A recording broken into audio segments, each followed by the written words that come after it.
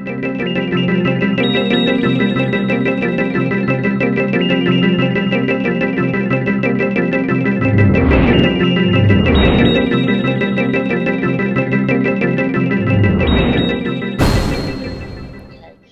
everyone, welcome to the CIA's monthly report. We've just decided to start something new again and rehash our YouTube channel, which has been sitting there doing nothing for a while. And what better time to do that than the solstice coming up this Monday and Tuesday around the world. So the idea of the talks that I'm going to have with my agents around the world is all about getting you guys to get to know our agents, who they are, a bit about what they do, and then we're going to discuss the astrology of the month ahead, or what's most potent, or just what comes up. So welcome. I'm Julija Simas, Agent 12, and joining me today, all the way from Ireland, is Agent I, Andrew Smith, which many of you know already by being, I have to say, Andrew, you have been the most long-serving agent, especially with the writing and on the website. So that's why I started with you. So welcome. Cool. Good to have you here. Thanks, Julia. Pleasure. It's going to be exciting to see where we go with this today. Yeah, no, it's been a while for you and I. I don't know, is it 3-4 years since we've connected? We'd have to look back, wouldn't we? Yeah, it's quite a while. It was just one of those organic moments of serendipity between the two of us where we connected on Facebook and kind of liked each other's comments and status updates. And I think I found your site and reached out to you and just went from there. Yeah, no, well, that's right. We met on social media. Mm-hmm. Yeah. As many of us have. I have a Venus connection, which is interesting with Melbourne, Australia. My Venus, if I remember correctly, is on my midheaven in Australia in Aquarius. And you and I have done an awful lot of chatting and talking about Venus for quite some time. Whilst you've been writing about the five-pointed star, in the last inferior conjunction, I decided to write on a daily basis. And when I started, as Venus was disappearing into the beams of the sun, I was thinking to myself, what have I let myself in for? I don't have time to be writing. And then all of a sudden, it was just a matter of that. There was a creative flow that kind of emerged from that, which the Venus diaries have kind of emerged, which we've been putting up on the website. And we've just continued on from that, which is also good because we're still in that phase with Venus rebirthing herself as we're waiting to see her emerge in the evening sky. I mean, she's traveling around the back of the sun at this moment in time, which is, I mean, I don't know, I presume you've experienced that shift in movement in consciousness where there's been a sort of an experimental enthusiasm about the value system, and it's kind of a slightly more maturing feel to time at this time around the heart consciousness rather than, say, the mind consciousness. Yeah, perfect timing. Yeah, perfect timing. Being, part of the mutable cross, as, most of us wrote about, the Venus point being made at that time, it felt so good. It felt so good to even write about that in the sense of you just feel it. And many of it, many people are feeling it. So, we've had Pluto and Uranus squaring each other for a few years, and we're still in the effects of that. And of course, now there's Jupiter trine Pluto and Saturn square Neptune and Jupiter square Saturn. And it feels as though all this culmination point is now, there's a release happening now. It feels like it's going to move a lot quicker or further. Well, it does. I mean, one of the things I think a lot of people don't kind of get about astrology is not these single homogeneous individuals that we just have one essence, but there's a almost vertical component, to our consciousness. And I often like to explain it to some of my clients that we have these big background macro trends that are going on, which are kind of more very subtle, slow-moving, evolutionary energetic states, which the tempest of transition, this Pluto-Uranus square, has correlated with over really since 2010, 2011, then really hit that sort of apex 2012 through 2015.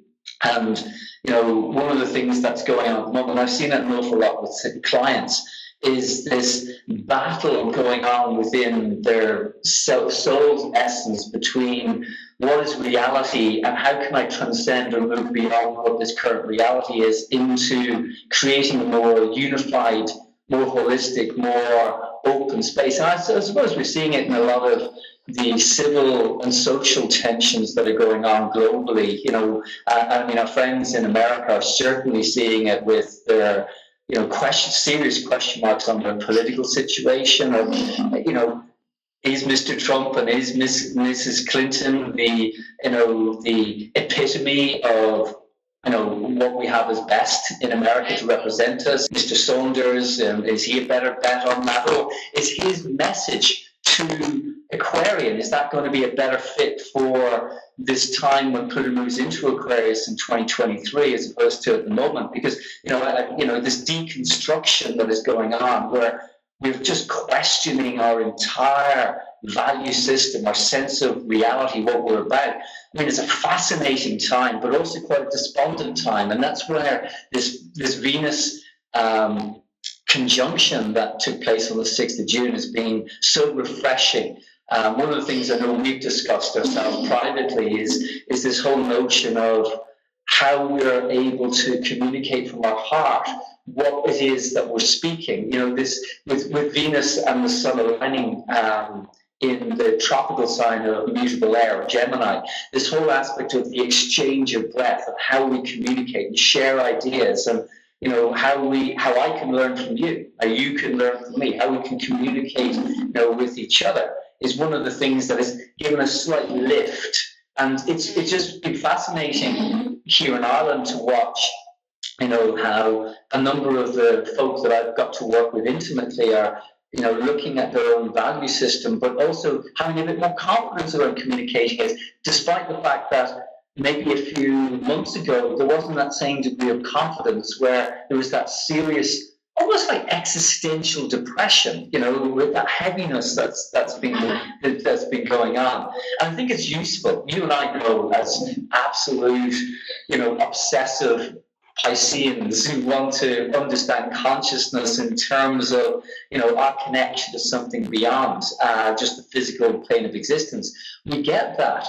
And I'm trying to communicate that with other people, that we're not just one whole consciousness, that whilst we're going through this deconstruction, there's still this capacity that our heart energy or our mind energy or our desire energy is still being lifted. I mean, as we speak, as we're making this, we have this Mars, Uranus, 12th harmonic aspect, this quincunx going on, and it's really, I don't know what it's like in Australia and world events, what's going on there, but like what I'm observing is this incredible tension, and to challenge it. How do I find the right path to direct my energy levels or my frustration levels in a way that isn't going to participate and engender an aggressive reactiveness and a volatility? And how can I awaken or bring my energy levels to a higher plane of existence? And as we know, part of the solstice message, Uranus and Mars are in very tight quincunx with each other on this birthing of this next stage of human consciousness. Well, that's right. Every solstice is a turning point, in a sense, isn't it? So it is a culmination point. The sun's reaching its height where you are in the Northern Hemisphere, and we're going to have it back soon. I mean, you're usually in Ireland, you are on holidays at the moment, but, from your perspective, we're like on opposite sides of the world. In your part of the world, we're called the Antipodes, aren't we, down here? Yes, absolutely. But I mean, it's refreshing for the CIA page, because one thing that I learned very, very quickly to do is that astrology has always had a very strongly northern hemispheric bias. When we look at a lot of the interpretations of the signs of the zodiac, they're built around the Northern Hemisphere seasons. And since I've been writing for CIA, I've become season neutral, and a lot of the languaging that we use as astrologers to give us analogies are seasonally based, because we've been led to believe historically that our ancestors were watching and tracking the seasons vis-a-vis the planets, and looking at, say, the Nile flooding in Egypt, or looking at the Euphrates, I think it is, in Mesopotamia, in terms of its flooding, because it was part of the organic worldview. So it's interesting when we're trying to find our choice of linguistics around the solstice points, of saying, oh yeah, the sun is at this height. No, it's rebirthing. It's at the beginning. But I think, one thing that is quite neutral for all cultures. No, absolutely. And I think what's neutral for all points is that there are three modalities in astrology: cardinal, initiating, fixed, holding, and mutable or changeable, and when the sun ingresses or moves into the tropical sign of Cancer, which is what we're talking about, there is a renewal and a proactivity that's moving around our water element, our emotional state, and to get the feelings out into the world, to initiate our own emotional body. And regardless of whether we're Australian, New Zealand, South African, Southern Hemisphere, South American, or Northern Hemispheric in orientation, that's the power that astrologers have always put into these cardinal points of tracking the sun, through the heavens, to the 8 points, that the sun makes as prime guises, be it the ingresses into cardinal signs or the midpoint of that process in fixed signs as it hits 15 degrees of declination. So, it's great. And this is where what we're looking at on the screen is just an ingress, or a moment, a birth chart for the ingress on the 20th of June.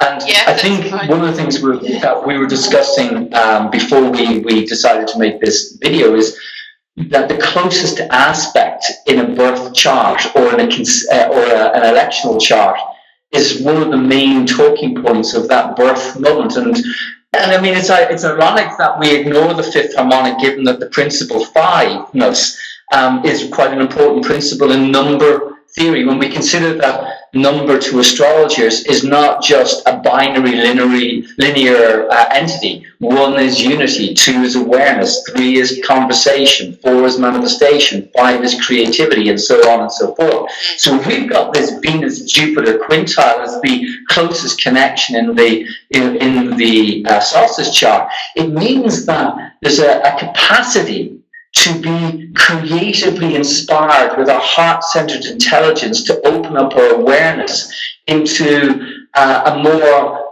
confident, abundant, and enriched way of expressing Gemini. I have to go back on that one there, Julia. I'm still thinking of Venus and Gemini at this moment in time. So when we're looking at, say, the emotional expression, which is the Venus in Cancer expression. So if we've got Venus in Cancer, which is bringing our heart energy into a more open and proactive dialogue with the world around us, where we're putting our emotions out into the world, with this Jupiter in Virgo sensitivity of discernment, it's quite a good message, would you not think? Yeah, definitely. There's, I just wrote about Jupiter in the North Node this morning with a quote from Martin Luther King Jr. in regard to being, the greatest work that you could do is being of service. I can't remember it exactly, but and it's so strong with the Jupiter conjunct the North Node as well. Like, oh, that's right. He said, not everyone can be famous, but everyone can be of great service, and it just spoke to me so much about Neptune being opposite Jupiter as well. Like, we all want to do great things, but it's not about being famous. We can do great things just by being of service and opening ourselves to the greater things that we can do to make the world a better place. And so many more people are wanting that to be part of their job, part of their work. like be completely dissatisfied with whatever, working for the man corporations. I see that with my clients more and more all the time. And so we're trying to inspire them as astrologers to have faith in what they can do and what they want to do. And no better time as we're going through this quadrature between Saturn and Neptune, which for me is always about that feeling of dissolving the pain body and the fear body that keeps us locked within a particular way of being, a way of living, a system of living. And it's always very difficult with the planets that are beyond the visible sight from the Earth to try and gain a deeper understanding or an embodiment of it, because obviously everything that we do gets brought within the Saturnian framework, because we live within a third dimensional consciousness, despite the fact that a lot of us are becoming aware that we're not just third dimensional, we have connections to other realms of consciousness within ourselves, as it's particularly become very aware in Western cultures since the Uranus-Neptune conjunction back in 1993, I think it was, where there's this explosion that took place in terms of literature, knowledge, correspondence of higher perspective, which was always there, but it just became more solid, more grounded in awareness. And so in energetic terms, pardon me? It was in the sign of Capricorn. So yes, grounded. The Earth needed it. Yeah. And I mean, this is this challenge that we're kind of faced with the solstice. Is now that our hearts are opening up and our confidence to live a heart-centered reality and to, I suppose, enrich our communities with what our love is, or what our sense of our peace is, how we're able to do that and to bring this dream into manifestation is one of the big existential questions of the next 3 months. Because as we're seeing so much evidence of disillusionment and disappointment and disintegration of the solidity of consciousness and our structures and one of the things which I need to share with you is the big political hot potato in Ireland at the moment is basically over the water charges. We do not want to pay for water because we already pay for water in hidden taxes. But it's become, our governments have set up an entity to charge for water. And it's the first time that we've had a consistent and universal opposition of protests against paying water. And our current very weakened government, where we have for the first time the two opposing main parties coming together, which were splintered as a result of our annexing ourselves from Britain back in 1916, and then we had a civil war, and I won't go into the big piece of it, but we've been split in partisan politics for quite a long time, and they've unified. And they've said, we'll abolish the charges, but they're not abolishing, they're suspending them, and there's a lot of tension. And this is an example, classically, of a Neptune-Saturn vibe, where Neptune, god of the water, Saturn, the government, they're kind of not seeing eye to eye with each other. And the Irish people are like, no, you promised us that you're going to abolish them, but you're suspending them. We're not happy with this, thank you very much. So we're seeing this across the world. I'm sure there's examples in Australia and America and South Africa and Argentina. And I suppose as we're speaking, we're going to see Britain have the question mark, will we stay in the European Union, or will we dissolve the European Union? And so whilst we've got this at the macro level, we've still got our individual heart energies that we're having to come from and saying, but yeah, fantastic. The individual can contribute to the whole. What am I doing to contribute to the whole? And if this Jupiter-Venus quintile that's going on, is an opportunity to really expand what we love, what we enjoy doing.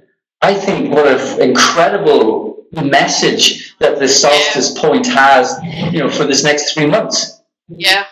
No, you're so right. It's great. I love the fact that Mercury's replaced, not replaced Venus, but is in the place where the mutable cross happened, or is still happening, the cardinal T-square, but Mercury's there now. So it's like from the heart center, we recognize and get more cognizant about what is in the heart. So it's perfectly timed that way, and it's actually a really potent solstice chart. It's quite exciting, and also Uranus, Eris, and Ceres all lined up in Aries in that quincunx to Mars, all at 23 degrees. So there's a lot of really tight aspects as well, as you talk about the quintile with Jupiter and Venus.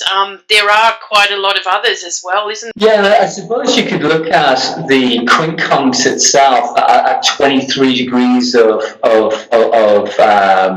fixed water and cardinal fire as how do we combine our ability to be unique with our own spirit and being at one with what we are passionate about, again with trying to get this balance of this complexity of inner emotional feelings and this really intense inner private world that we're trying to get out, but in a way that might feel a little bit experimental or slightly disjointed. I mean, my wife Karen likes to talk about the quincunx as being, she likes to talk about this quincunx as being like the stone in the shoe, which is kind of irritating, and slightly mildly painful if it kind of just rolls under the ball of the foot before you can actually reach down to kind of shake the shoe out, the stone out of the shoe. But it's not really going to stop you in the stride. I'm trying to get this combination of how do I harness the passion of my inner emotional feeling with my way of just, well, feck it, let's go for this, and let's just put it out there and let's go.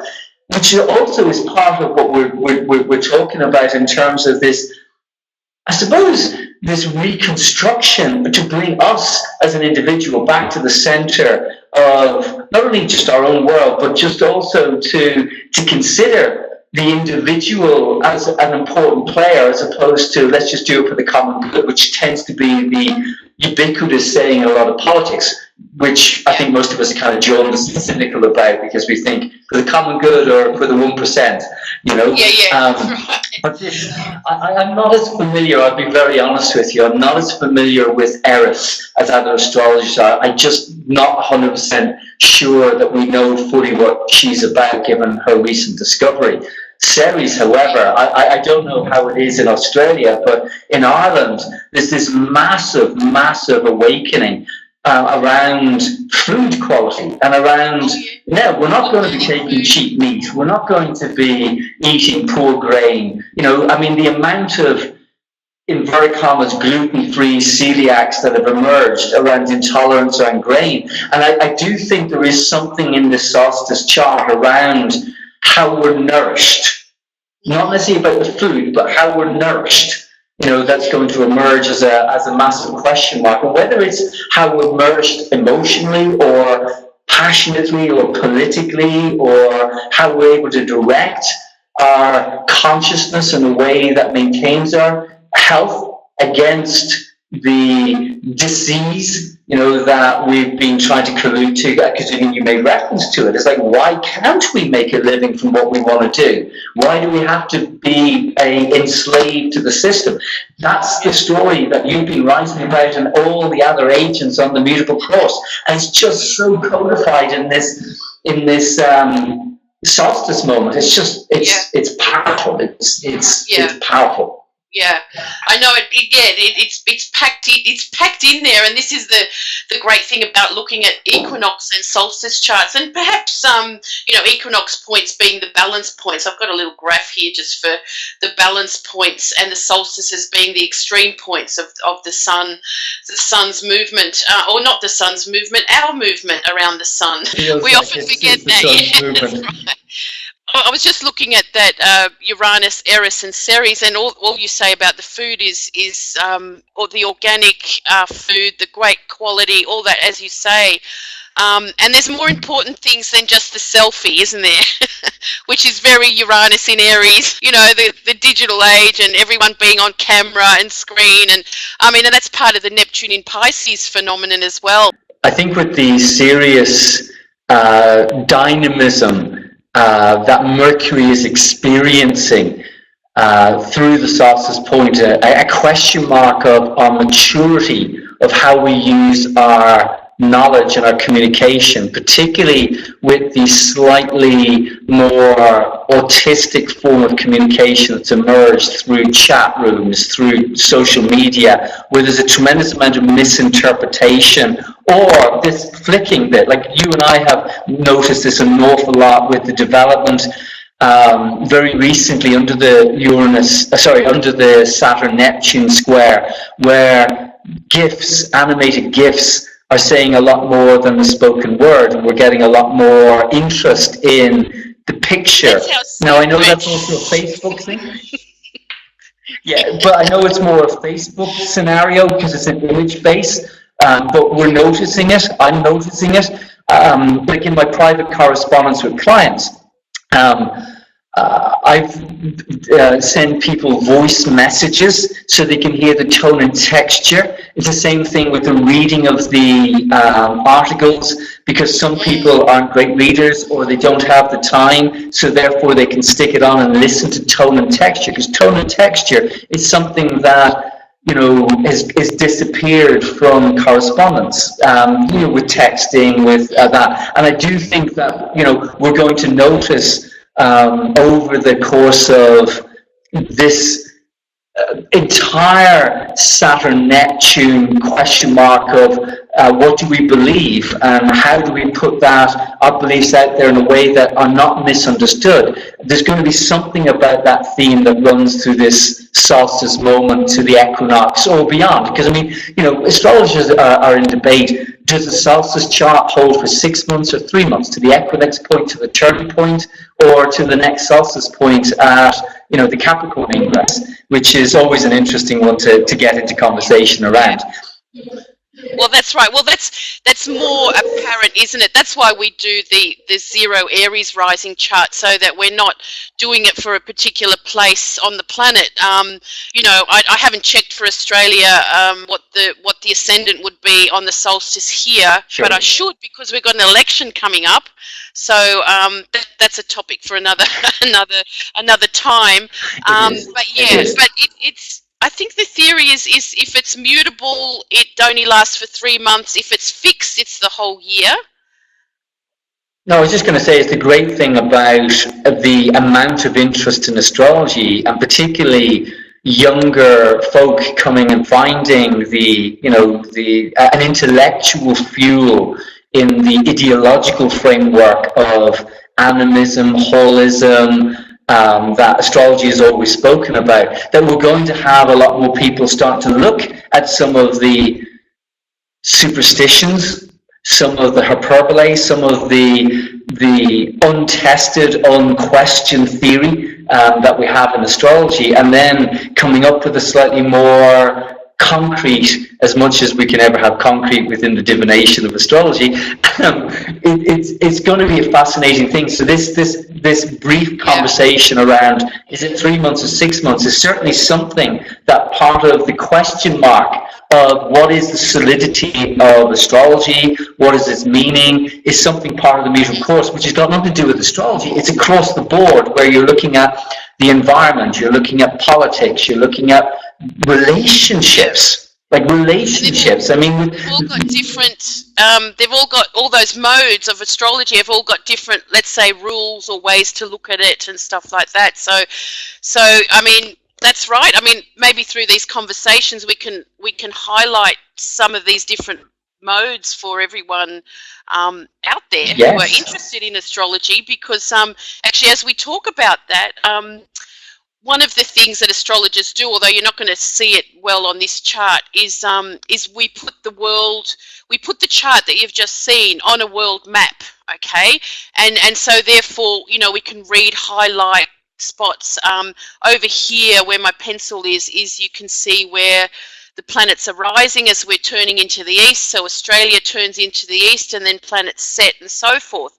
I'm not going to get into this as an astrocartography chart, but some people wouldn't know that you can actually put your astrology chart onto the map, the world map, and we do that to find, you know, places in the world that become important to us, or some people use it for you know, where they want to move or be inspired and so forth. And we might do a bit more work with you on that, because I know that you've done a lot of work on astrocartography in a more spiritual sense, and written about it and all that type of thing. So it might be a webinar that we can do later down the track, Andrew. Yeah, because you see, the philosophy here is that astrology for a long, long time was based on time as an agency of change, whereas we are also spatial creatures, and therefore, particularly since Einstein decided to throw a spanner in the works on gravity and suggest that perhaps there's a little bit more to consciousness and to reality than just the physical realms, and that space and time have coexisted. And I mean, I'm speaking to you currently from Malta. I may be a resident of Ireland.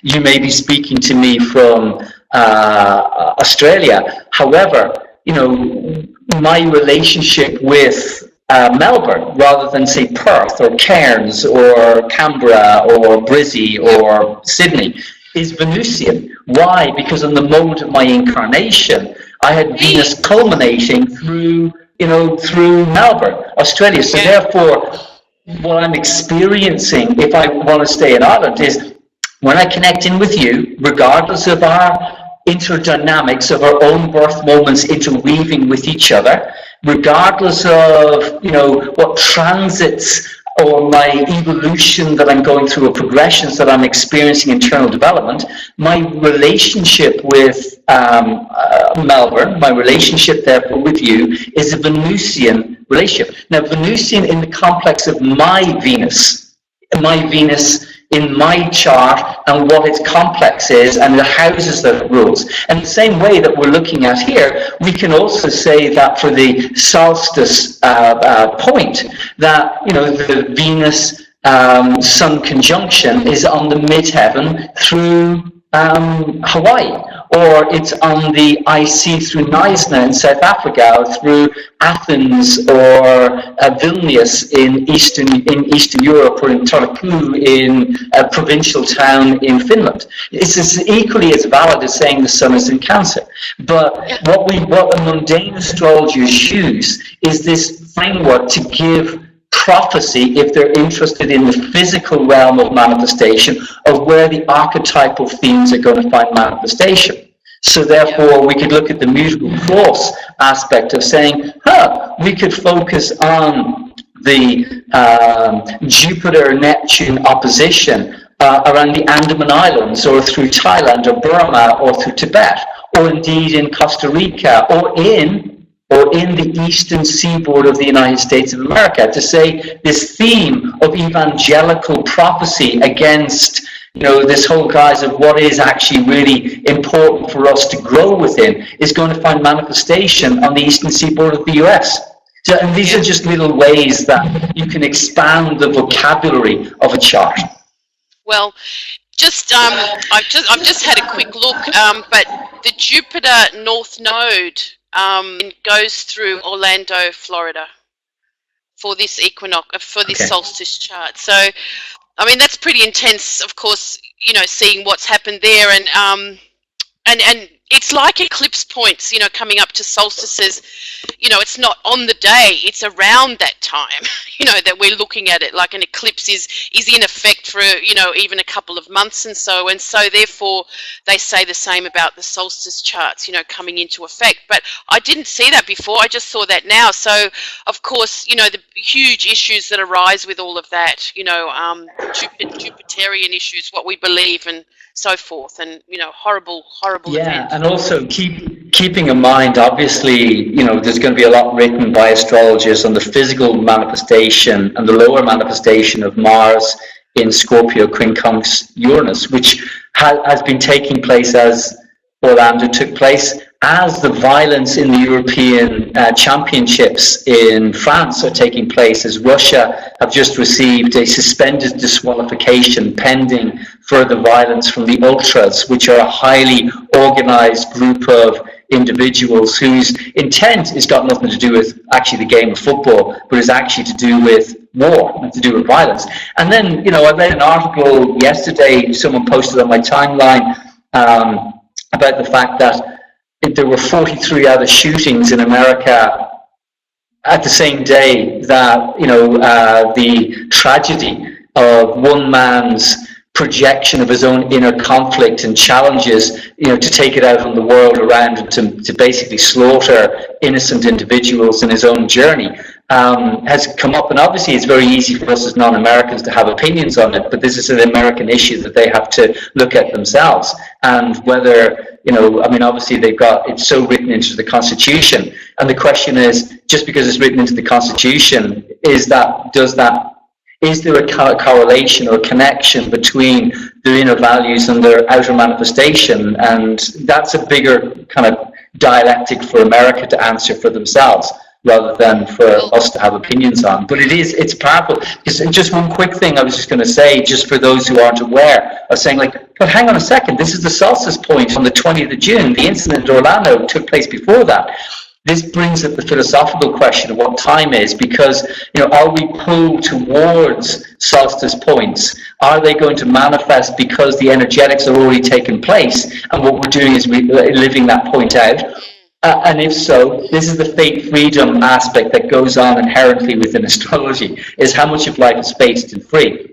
And I mean, I've come to the conclusion that, you know, we are fated, but we're also very free within our fate to choose the level of manifestation. It's just at a collective level, we seem to be a lot lower in our awareness. Therefore, we seem to manifest the lower vibrational state at a collective level, as opposed to an individual level, because what you write about, what agents write about, what I write about, tends to be about the individual looking at the energetics and operating at a higher level of consciousness rather than this base level. But it's bang on. I mean, it's incredible just to see that nodal Jupiterian point taking place through Orlando, literally smack bang through Orlando.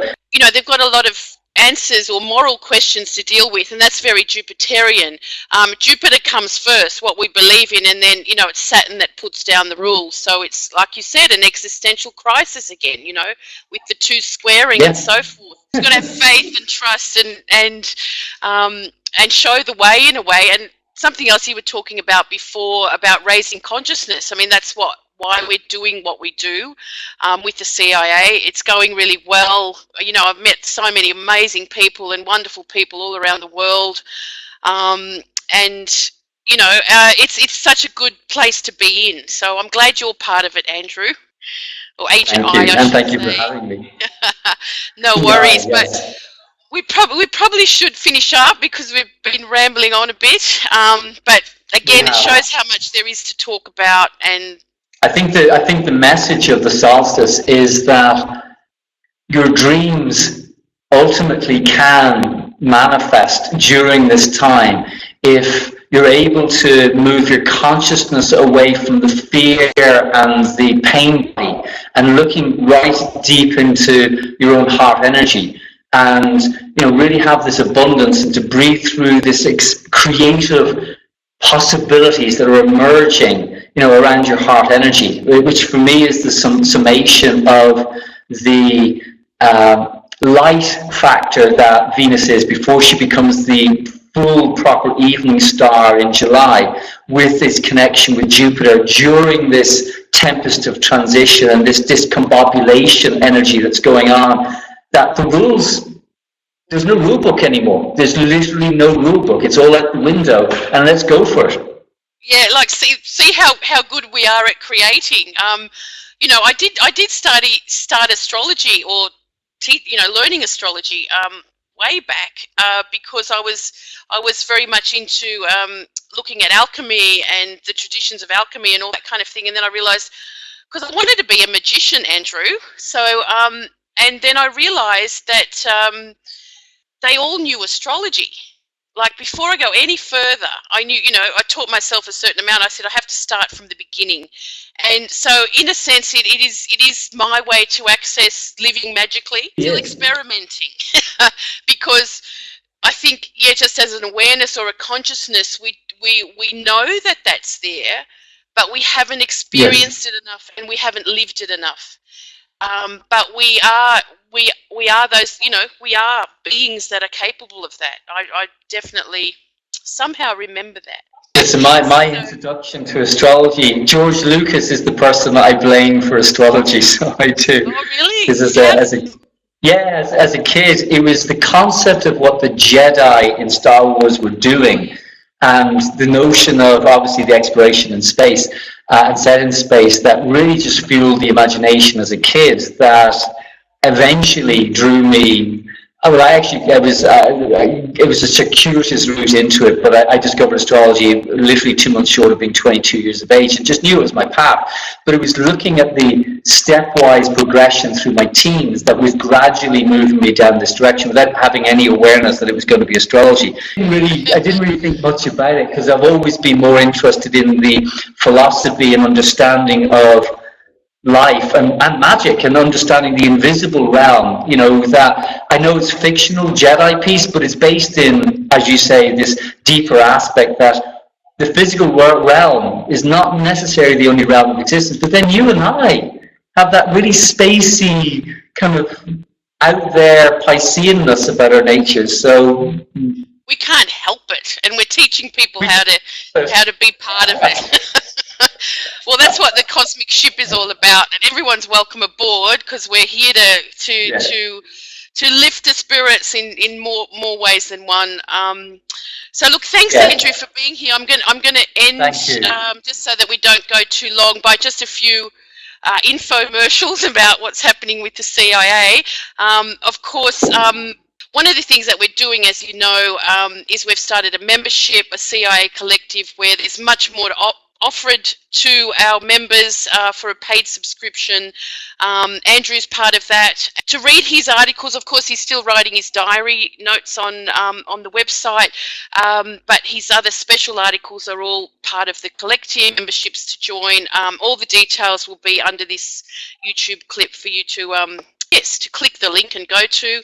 Another thing that we do for Melbourne people is 2 astrology groups that happen once a month, the first Friday and the first Saturday of each month, with myself and another agent, Sarah. And these are great ways to just immerse yourself into 2 hours of astrology by finding out what's going on, learn a lot more, and so forth.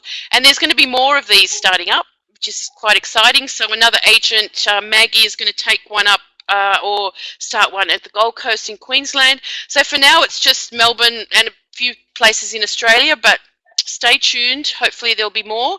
So it's a great way to immerse yourself. If you become a gold member with the CIA, you will have lessons, 1 lesson per month, and they're ones that I've done for like 90 minutes each, so it's really great value to join that if you want to learn astrology, let's say, in your own pace and time. A bit of an ad for the ISAR conference where a few agents will be involved with being speakers. I'll be there talking about Venus as well. And this is in LA, Los Angeles, Costa Mesa, California this October. And also we're going to have a trade table there. So for all our American friends, come along and say good day. In Melbourne now, again, we've got a really great event coming up as Neptune rides the South Node, in our favourite place up the hills here, sourcing the past and dreaming the future. Again, all the details are on the website. It will probably get pretty filled out, and we're taking deposits already, so if you're interested, don't delay.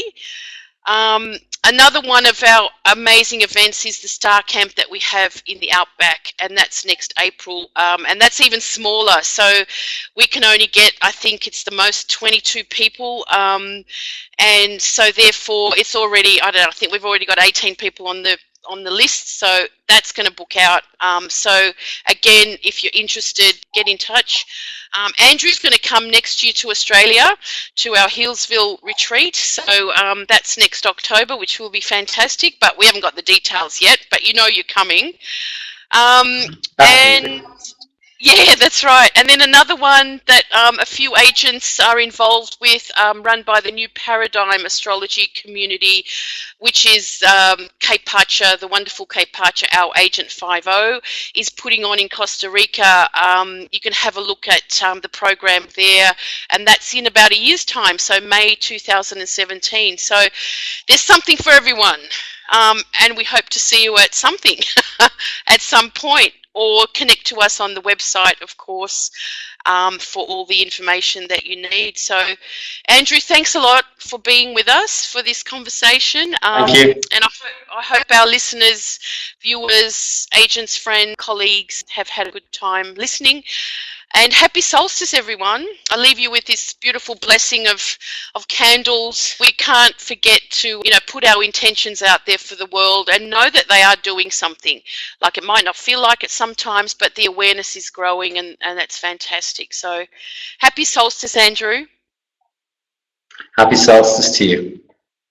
And to you all, and we'll see you all online soon.